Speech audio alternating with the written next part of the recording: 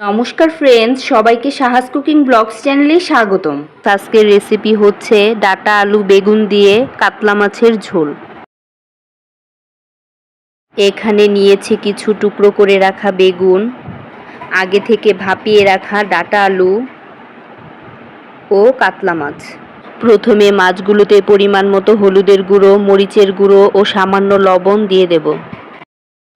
তারপর কড়াইতে পরিমাণ মতো তেল দিয়ে মাছগুলোকে ভালো করে মাখিয়ে একের পর এক কড়াইতে দিয়ে দেব।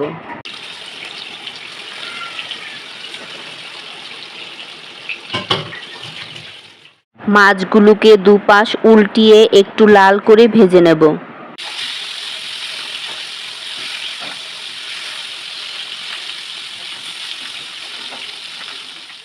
মাছগুলো ভাজা হয়ে গেছে, একটি বোলে উঠিয়ে নেব।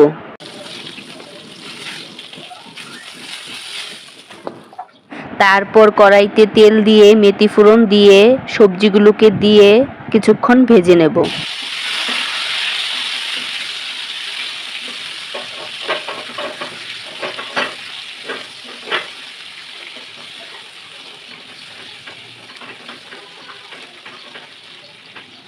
এবার পরিমাণ মতো হলুদের গুঁড়ো, মরিচের গুঁড়ো, ধনিয়া গুঁড়ো ও স্বাদ মতো লবণ দিয়ে সামান্য একটু জল দিয়ে সবজির সাথে ভালো করে মিশিয়ে নেব।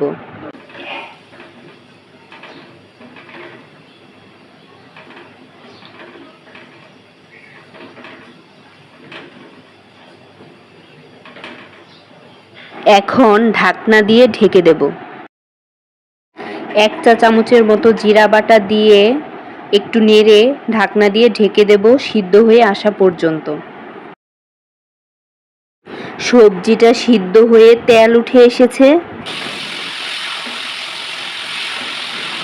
এই পর্যায়ে ভাজা মাছগুলো দিয়ে দেব, দিয়ে পরিমাণ মতো ঝোল দিয়ে দেব। ঝোল দিয়ে একটু নেড়ে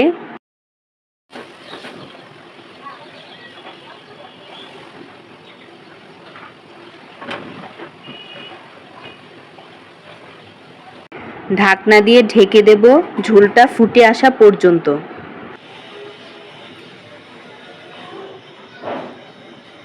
মাছের ঝোলটা হয়ে এসেছে, এবার নামিয়ে নেব।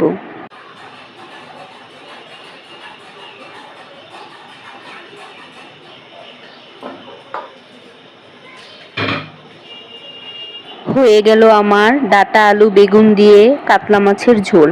আজকের মতো এখানেই বিদায় নিচ্ছি। হাজির হব অন্য একটি নতুন রেসিপি নিয়ে। সেই পর্যন্ত সবাই ভালো থাকবেন।